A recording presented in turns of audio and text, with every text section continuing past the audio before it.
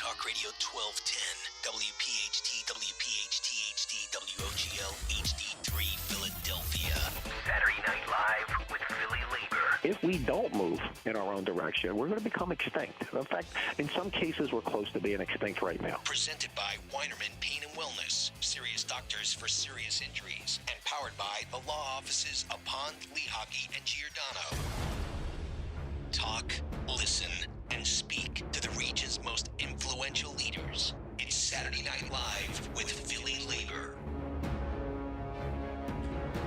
Saturday Night Live here in the city of Philadelphia and around the Delaware Valley. Welcome into Saturday Night Live with PhillyLabor as we broadcast you live on Talk Radio 1210 WPHT. In-house in the studio today, the president of the AFL-CIO, Pat Eiding, joining us here in the studio live today. And from the Philadelphia Building Trades, the business manager of the Philadelphia Building Trades, John Dougherty, and of course J-Doc, Joe Dougherty Jr., a.k.a. J-Doc, joining me to my left. Pat, a good Saturday evening, sir. How are you? Well, I'm doing great, and it's great to be with you on your maiden voyage. So it's the maiden voyage, yeah. And as J-Doc said in some of the pre-show, we're jumping right into the eye of the hurricane. Listen, I think it's a great time to have this show, and looking forward to having a lot of communication with the working people of Philadelphia. Every Saturday night, we're going to be here, and we're going to join you live on Saturday evenings from 7 to 8 p.m. right here on Talk Radio 1210 WPHT. J-Doc, we're going to deal with a lot every Saturday, and we're going to work very, very hard and very methodical in our approach to deliver a message and to challenge those who are to be challenged and deliver the right message. Absolutely. I couldn't be more excited to be on 1210.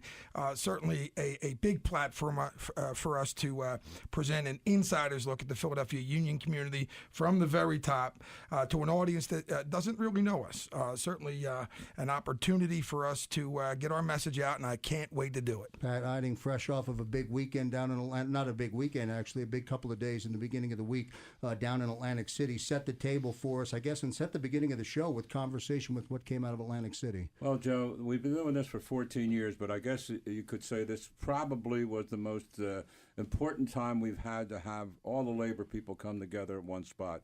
So when you looked across the room in Atlantic City for the last couple of days, you saw some representative from every labor union in the city of Philadelphia, in some ways outside the city of Philadelphia.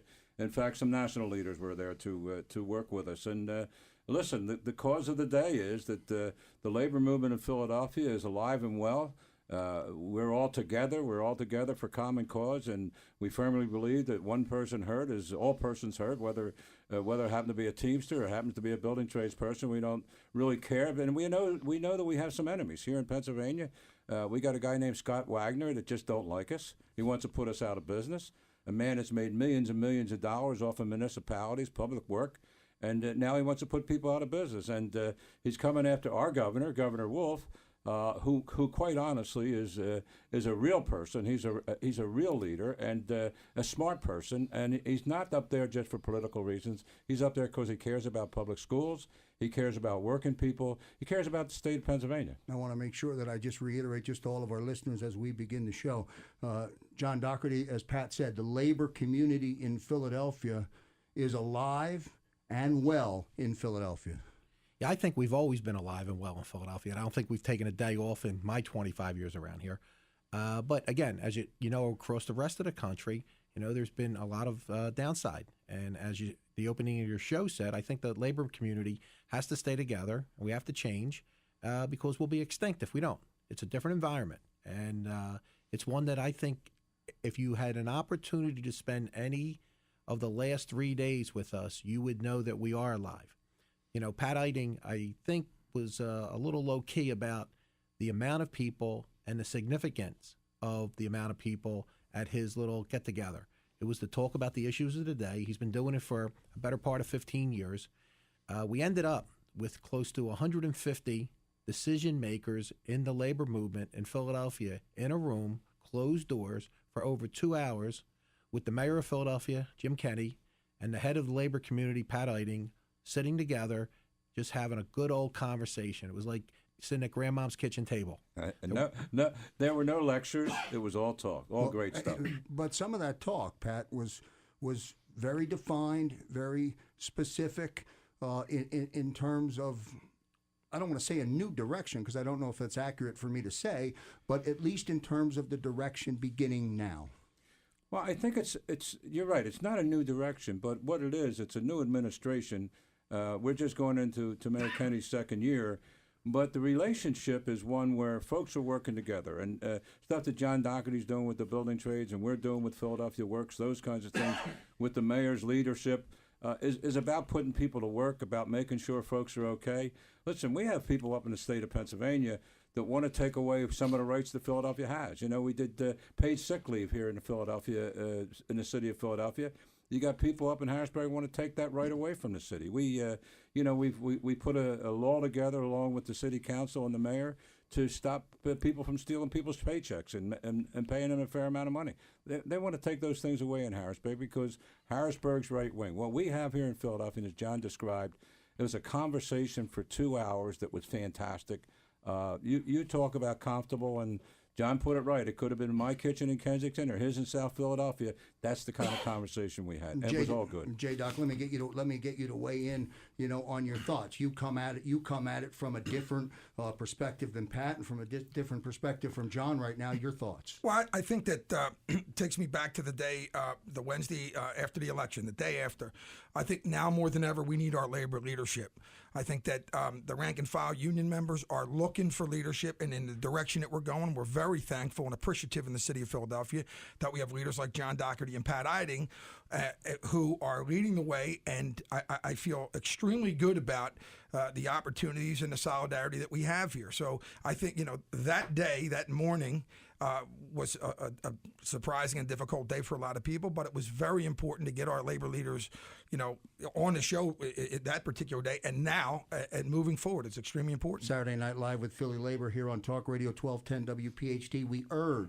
We urge and encourage all of the new listeners who are perhaps tuning into the show tonight for the very first time here in Philadelphia. Somewhat historic, I would say, for us to be sitting in the studios at 1210 doing this broadcast and in the eye of the hurricane, Pat, being able to deliver not only a message but a connection of uniformity in terms of how we're going to proceed and how the labor community not only in Philadelphia, but how the labor community in Philadelphia is going to affect the rest of the state. Well, Joe, listen, I think Joe Doc hit on a tough spot the day after the election to see the way it went. But that's what leadership's about. You're supposed to pick up the pieces and go forward. The stuff that John's doing at the building trades and we're doing together at the AFL-CIO, this is about leading. It's about making sure that people are prepared for what's coming, whether it's the Obamacare going to change. I mean, we spent all the dialogue over these last couple days talking about what's going to happen and how we should be prepared for it. And I think that's leadership. I think you can't sit back and moan about who's in the White House, and we certainly aren't going to give any grace to this guy Wagner. We're going to be proactive. We're fighting for our members. We're fighting for all working people. And you'll see folks like John, who's been doing this his whole life. I mean, that's what he does. He's still in a neighborhood he grew up in, fighting for those things. That's the kind of leadership we bring here in Philly, and I think we have that same leadership from the mayor. Right on this very radio station, John Dougherty, in an interview you did with Dom Giordano, you set the table for Dom. You tried to answer point blank some of the questions that Dom Giordano had for you about the state of the union in Philadelphia. Recap that conversation for us. Well, I actually talked about the building trades directly, and I said that, hey, look, in our world, there's quite a few issues where we have common ground with Donald Trump. So that makes people nervous when you even say that, especially, being a Democrat. But my interests were solely the building trades interest. And we talked about things like infrastructure. We talked about energy. And we talked about the undocumented worker. And there are three issues that, we have some common ground, and we're looking forward to, proceeding. The one thing that I really appreciate about the politics we're seeing today, you don't have to agree. I don't care how you feel about sanctuary cities, but Jim Kenney is speaking, on the way that he campaigned. There's nothing that he's saying today that he didn't discuss during the campaign. And much to say about President Trump. I mean, there's no surprises there. I mean, if you take a look at his platform, it's exactly what he campaigned on. So you have two people, in different directions, okay, but they're basically staying to the line that they campaigned on, and that's kind of refreshing, to be honest with you. Pat, you're as president of the AFL-CIO, you've been through many elections. In 60 seconds, compare the aftermath or where we are right now following the election of Donald Trump. Well, I mean, listen, I think John's right. If you can do it in 60 seconds. I don't know if I could do anything in 60 seconds. Yeah, that's it. I was vaccinated with a control needle. Are you kidding me? But for folks who don't know what that is, it plays records. But anyway, we have an idea who Donald Trump is. The things that we probably be a little bit more concerned and underlying is the two houses in Washington and the two houses in Pennsylvania. They're so far right of center, it's hard to tell what they're going to do from one day to the next. So as leaders, we got to make sure we're prepared, both proactively and defensively. Live on Talk Radio 1210 WPHT, it's Saturday Night Live with PhillyLabor as we take our first commercial break. Stay with us, Delaware Valley. We're going to open your eyes. Back in a moment. I won't participate on behalf of ourselves here at Local 98 or the Philadelphia Building Trades in conversations that are purely dominated on social issues that don't affect our jobs. Saturday Night Live with PhillyLabor, live on Talk Radio 1210 WPHT. The president of the AFL-CIO, Pat Eiding, here with us, the business manager of the Philadelphia Building Trades, John Dougherty, and of course Joe Doc Jr. in the studio. I'm Joe Krause as we broadcast to you live every Saturday now here on WPHT from 7 to 8 p.m. And we hope you'll stay with us as we deal with a lot of conversation, a lot of topics, and a lot of issues. As John mentioned in the opening segment, right to work, while we will not get into that tonight, Missouri adopted a law on Monday allowing workers to avoid paying dues at union workplaces, becoming the 28th right to work state. We'll deal with that as one of the topics and challenge our listeners, and at some point invite our listeners to come in and join us as well. We're presented by Weinerman Pain and Wellness, serious doctors for serious injuries on a Saturday night in Philadelphia. Pat, back to your original tee up for us as you started to gather with your annual event down in Atlantic City, and you started, as you said, or as John had mentioned, 150 strong labor leaders, not people, labor leaders, decision makers. What's the significance of that? Well, Joe, the significance is that we have everybody together. When I got elected 15 years ago, I was asked what are my goals, and my goals then are the same as they are now, bringing all labor together. Because when all labor's together, there's a force that has to be reckoned with when we're together. So when folks want to try to separate things, for example, paycheck deception, as we call it, that's going on around the country, right here in Pennsylvania, it's an attack on collective bargaining. And when you attack collective bargaining, you're attacking every union. It doesn't matter who you represent, what field they work in. When you attack collective bargaining, and that's their subtle way of stepping into right to work. And right to work is nothing more than having people not be able to reach the kind of wages and benefits that we've been able to secure primarily through the labor movement through the years, but here in Philadelphia especially, because we do work every day. We don't just work when there's election. We work every day. I mean, when John's people go out to work, they're trying to make sure when they get finished at the top of the Comcast building, they have another job to go to because they work themselves out of a job every day. But they also know that when somebody is doing something with the public sector that is a direct attack on collective bargaining, they got to step up and make sure it doesn't happen to them because the private sector's the next in line. There's no separating us. Labor's labor. J-Doc, let me ask you. Let me get you to weigh in here. Why don't people get it? Why don't they understand it? Why do they resist it? I don't understand it. I'll tell you why. A lot of members of the general public don't understand it. You're talking about terms like right to work and paycheck protection. Sounds like something that everybody should have, right? They're deceptive terms created to deceive people to thinking that, hey, who would ever be against paycheck protection? We call it paycheck deception. And right to work. What right to work really means is right to work for less. So the general public doesn't understand it because these are terms that were created to deceive them. And so most of them don't understand that the fact of the matter is this is a race to the bottom, and you're fighting to lower your own wages by supporting them. John, right to work doesn't mean right to have a job. Doesn't mean you get a job. Is that a misconception? Yeah, it is a misconception, and that's the good reason you're having the show here. Because if you under a normal day, when you say what's right to work, it would take about 12 hours to actually explain to it. But again, it's right to work for less. And the people in Philadelphia over the next few weeks will really get to hear statistics and the buzzwords that go with that. And I'm looking forward to having this opportunity to let people know that basically it's just a right to work for less. Pat, and I always try, and in your experiences with me, I always try and understand and process. And many times I'll ask the listening audience, not while they're driving and listening to the car, but I'll ask people to close their eyes and reflect for a minute on what you think, what you're thinking about. And I still, when I put it in that perspective, I don't get it. I don't understand it. I don't understand why, as an individual, as a member of the middle class, why, whether you're a union, whether you're in a union or not, why would you not see all of that positive? Joe, first of all, and we've had these discussions before, much of it is fear. I mean, if folks, if they have a job making a little bit of money, they're afraid to try to get more money because they're afraid they're going to lose their job and be out of work completely. There's fear all over. In this last election, many of our members across the state of Pennsylvania and other places voted for Donald Trump because he promised them things that, quite honestly, they're not going to see those minds open up again. But the leap of faith that they have is they've been pushed back for a long, long time in certain areas. Everybody don't have it like we have it here in Philadelphia, where you see the compassion from the labor leaders. You see the rank and file who listen and get involved for other people's problems. That's not always the case when you get out in some outlying areas. I mean, listen, we have relatives in Shamokin, Pennsylvania. I remember Shamokin when I was a kid. It was a town. There was a department store. There was a movie theater. There was a 5 and 10.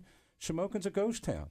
So when you say to those people, I'm going to give you a job and I'm going to make this whole world, it's like taking people to the mountain. And the sad part about it is they're believing it because they're scared, they're hurting. There's a lot of reasons. And so that's why it's more important for cities like Philadelphia that have a way to work together to get things done. And I'm talking about some good employers, too. There's some good things that happen here. You may agree or disagree with Jerry Sweeney from Brandywine. He's thinking about the city. And so he's thinking like we are. We're thinking about if we do something with this city, we get more people to work. We get people to work that haven't been able to get a job for a long time. So our thinking is a little different than outside the city, and you could see that obviously from the election. The folks in the city of Philadelphia voted very strongly for the Democratic candidate. But they're scared. I mean, a lot of people are scared, and they add to that fear when they start just pumping the fear side of it. And so, listen, we have a tremendous job ahead of us. People look at Obamacare, and there's 17,000 ways to look at it. Here's the way I look at it. There's almost 200,000 jobs in Pennsylvania alone that will be lost if Obamacare goes down with nothing to replace it. And aside from the fact that I'm very fortunate and have been very fortunate in my role with the building trades and Local 14, have great health care. But I have to look down the line. I have some cousins, some nephews, some neighbors. They rely on this. Some older people who need the money with their Medicare for their major med things, and so they're scared. And that's part of the reason they don't really buy into the fact that we could do better if we stick together. 2 days into two or 3 days after President Trump went through his inauguration, John, he invited members of the building trades to come to the White House and sit down and have a meeting. Now, I don't ever remember in 8 years of President Obama having anybody from the building trades or from the community coming together and having that meeting. What's the significance of that? Well, you hit it on the head. 8 years prior to that, the national building trades were never invited in to the White House as a whole. When they had the healthcare conversation, they got brought in to talk about the Cadillac tax because it directly related to most of their plans. But other than that, there wasn't a conversation. So it is significant. And it's significant because the topics of conversation were things that employ our people on a regular basis. We have 3,000 men and women working up at the Marcus Hook site for floor construction, working around the clock. And I would say half of them are Philadelphia residents working in Marcus Hook. They're doing tremendous. I mean, if you asked anybody who understands the energy industry, the project is outproducing the expectations. It's completely safe. 2 minor accidents after 3.5 million hours of work.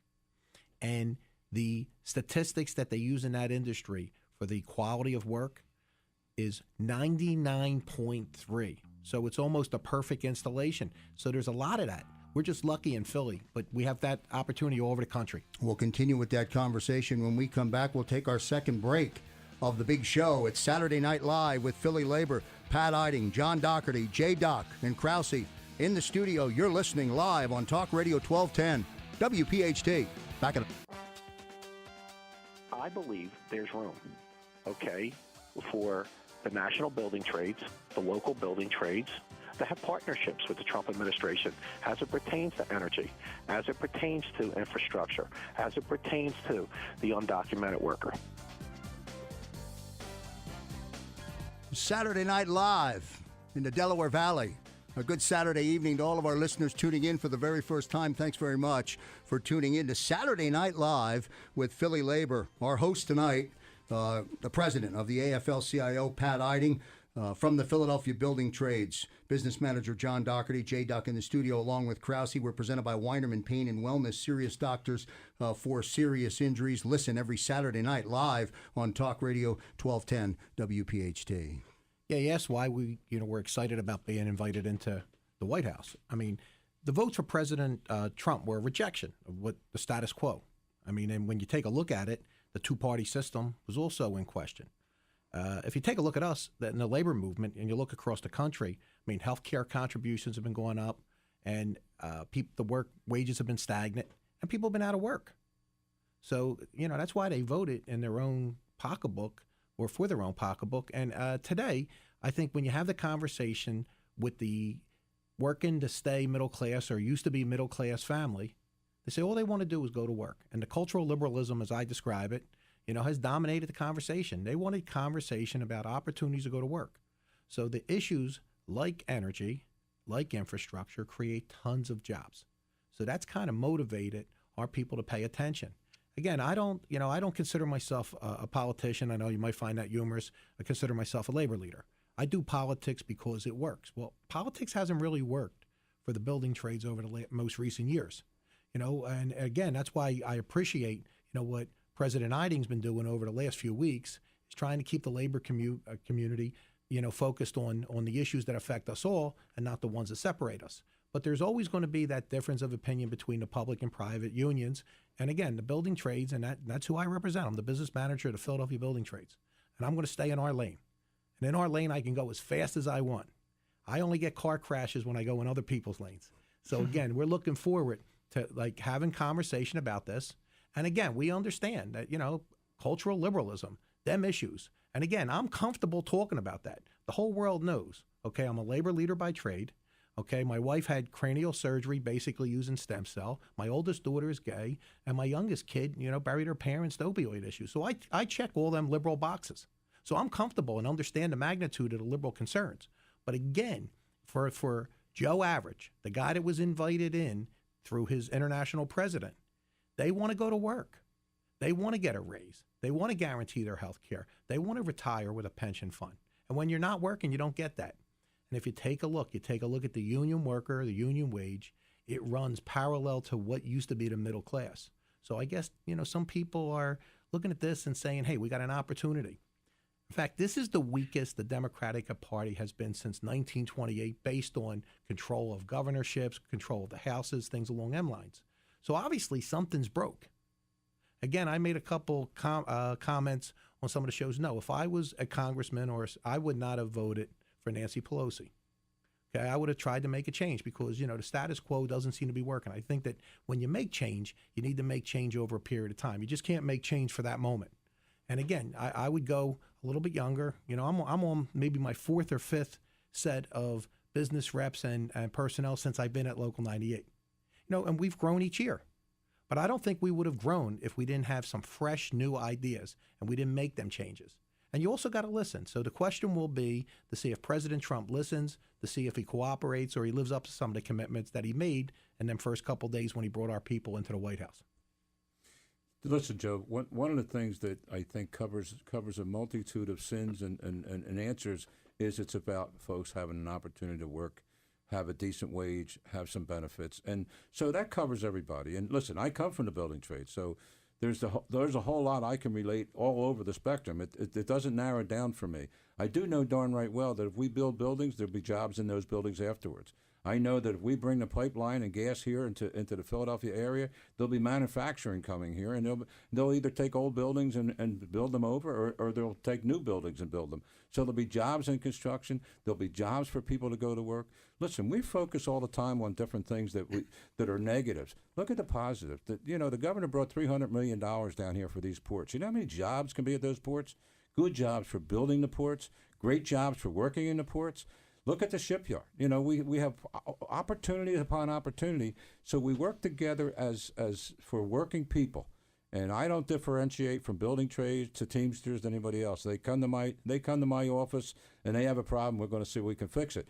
But the ultimate is, let's get everybody working with decent wages and benefits, and stop some of those folks that don't care about working people and want to take some of those things away. The disconnect, J-Doc, is everybody doesn't share that thought. It's a great feeling. I mean, it's great thought. I think it's the right thought. Well, everybody doesn't share it. The interesting thing is, so I listened to John and Pat, and it takes me to the conversation we had with President Bloomingdale the day after the election when he said, and I thought that was a really poignant conversation. That was a really poignant day because everybody, like I said, was looking for leadership. And what President Rick Bloomingdale said of the PA AFL-CIO was, Labor's not a political party.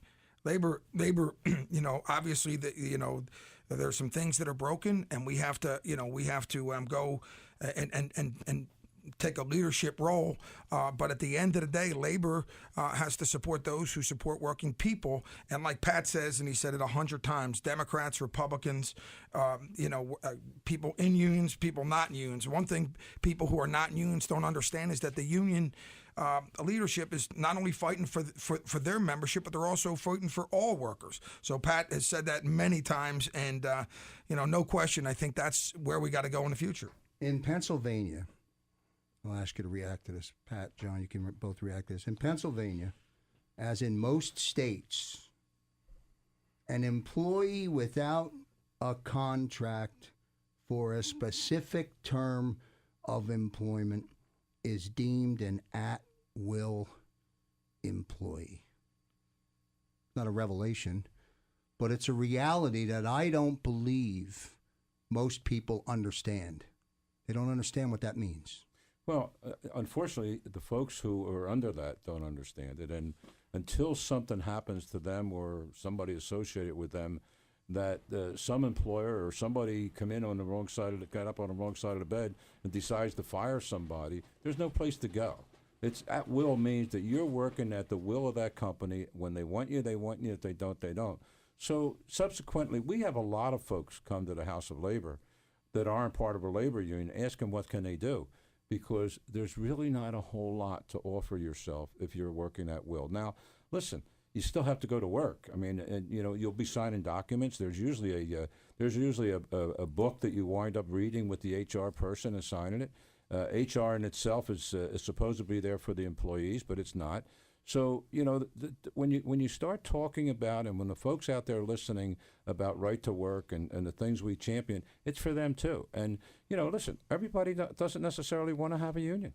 I could tell you companies across this country that have been treated well, their workers don't want a union. We've talked to them. They don't want to have a union. That's God bless them. As long as but they all have to remember is the day that the guy comes in or the lady comes in and don't like the way you're talking or the way you're looking, and they say you're done, you're fired, where do you go?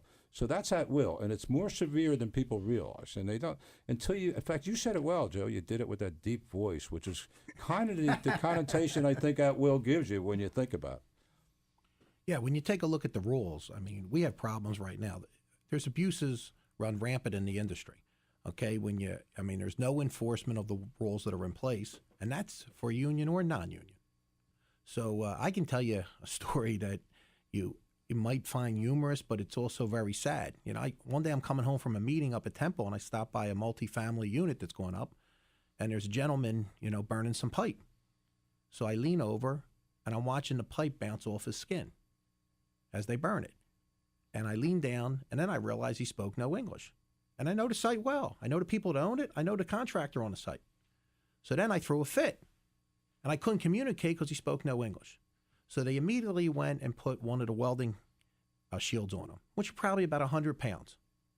So I was happy for the moment. I made some proper inquiries. I stopped and talked to the owner. I came back like three hours later. This same gentleman was walking around with that mask on, 150 pounds or so on his head, because he had no idea what it was supposed to be used for. He had no idea if he was supposed to take it off when he was done burning. Just somebody said, put this on. So, I mean, you're looking through the fence, you're kind of chuckling, and then you're catching yourself and say, wow, man, that's really sad. Okay, we can tell you over the next few weeks, and that's why this will be a nice opportunity to give you actual specifics so people understand. This isn't a union, non-union problem. This is a union, non-human problem. The greed's so big out there that we're going to be able to point jobs out specifically. You know, I've sent to the proper agencies over the years. You know, OSHA's coming in one door and 100 people running out the back. About 20th and Market. You know, it's been in the news for the last 6-8 weeks, the trial. You know, you're talking about everybody. One thing people know is that the day that the building collapsed, about 15 people ran off that site and down that subway. No one's talked about them through the whole trial. Okay, I guarantee you, okay, there were 10 or 12 or 15 people moving dirt and bricks in there that were probably people, okay, that spoke little to no English, had no documentation, okay, and I had stopped on that job prior to that accident. It's Saturday Night Live with PhillyLabor here on 1210 WPHT. Back for our final segment, and a shout out to all of you listening around the Delaware Valley. Thanks for tuning in, and stay with us every Saturday night. Back in a moment. I've been coming out of step with them guys, okay? And I was a treasure of the Democratic Party. You know, I've been a loyal Democrat my whole life.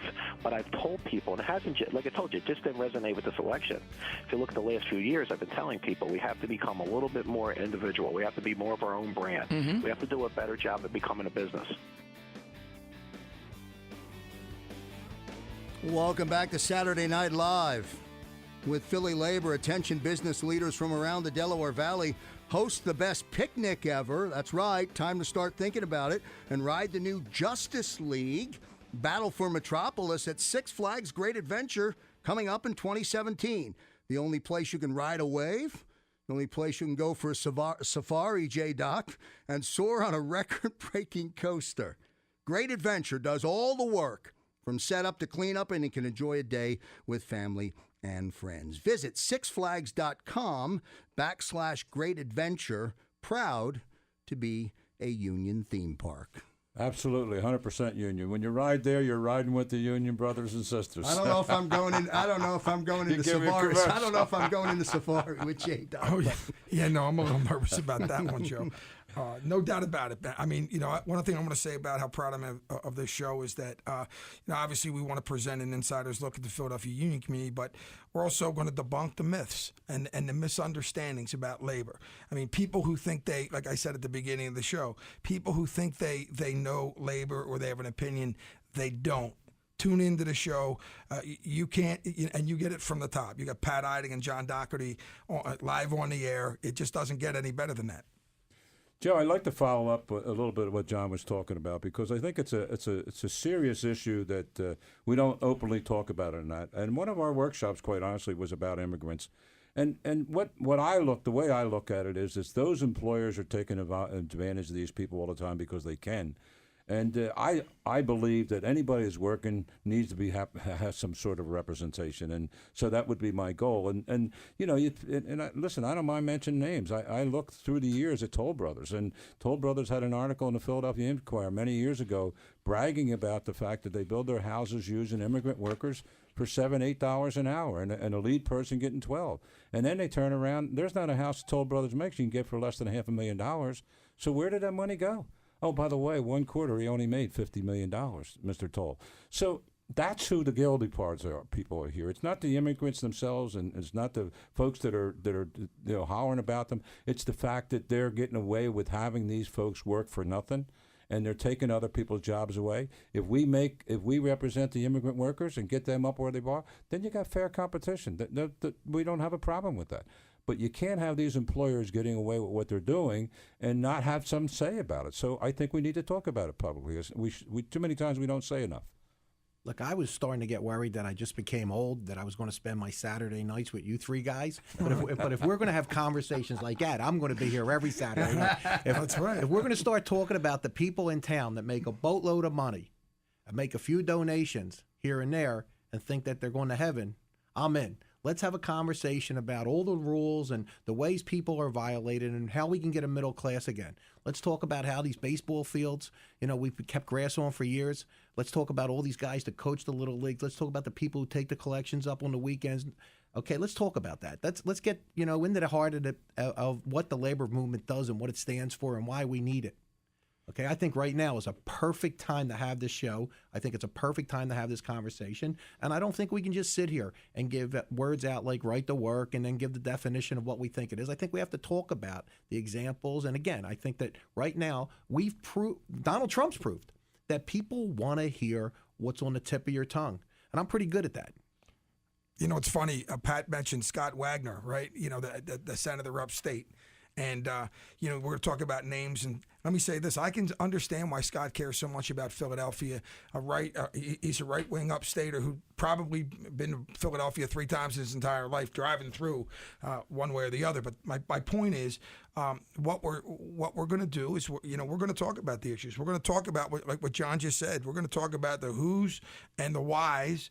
And, you talk about these individuals that are making all this money. They're not, they're not sharing it with those individuals. That's the thing. They'll underbid a union contractor, by, let's just give an example, by $10,000, and they're not sharing the wealth with those individuals.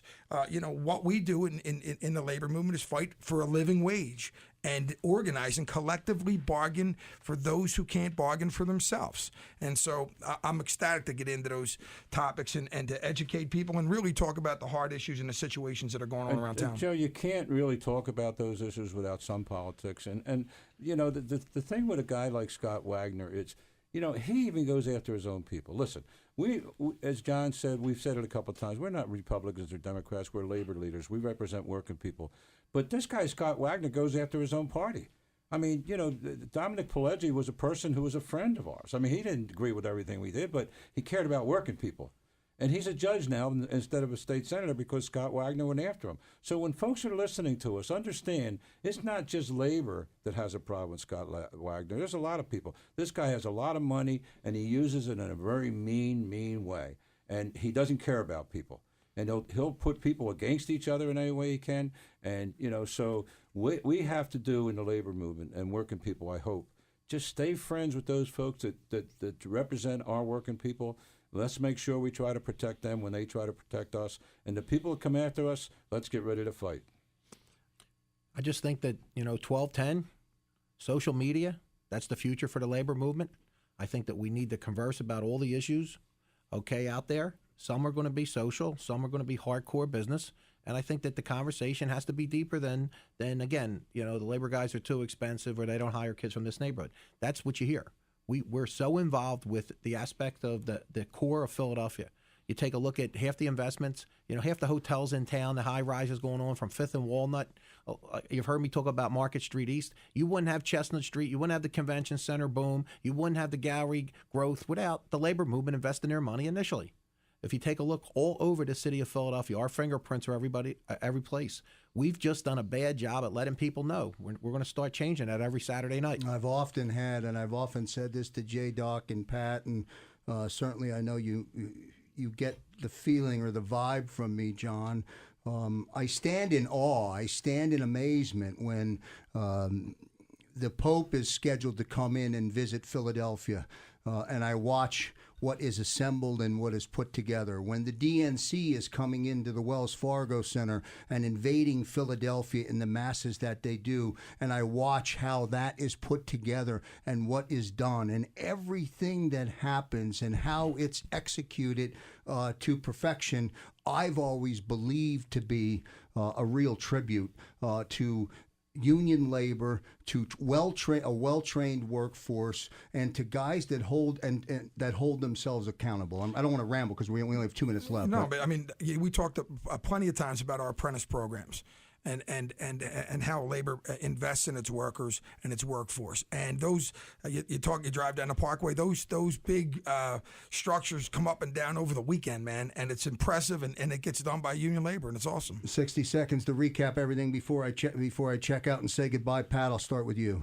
Well, listen, the theme of this show is fantastic. The fact that John and I are sitting here side by side tells you that every phase of the labor movement is going in the right direction. I got to get a picture of that, by the way, but the windows behind you might distort a little bit. Oh.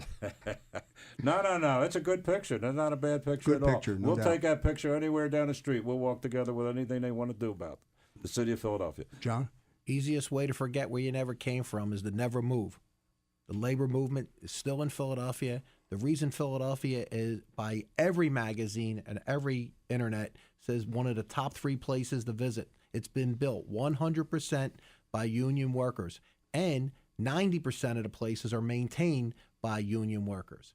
There's not a show. There's not, as you said, the papal visit, the DNC, the NFL draft. The reason they come to town is because we got great restaurants, great people, but we also have the ability to put these things up and take them down real quick. Well said for our inaugural show here on Talk Radio 1210 WPHT. Listeners, stay with us and join us every Saturday night. We're live. It's Saturday Night Live with PhillyLabor, president of the AFL-CIO, Pat Eiding. Pat, well done. Thank you very much for being part of the inaugural show. Business manager from the Philadelphia Building Trades, with more examples to come. John Dougherty, well done in the studio. And, of course, J. Doc, I've been riding with J. Doc for a few years on this labor program. Well done by you as well. That's going to bring our show to a close here on this Saturday night in the Delaware Valley. We wish everybody a good Saturday night. For Pat Eiding, for John Dougherty, for J. Doc, I'm Joe Krause. I'll see you next time.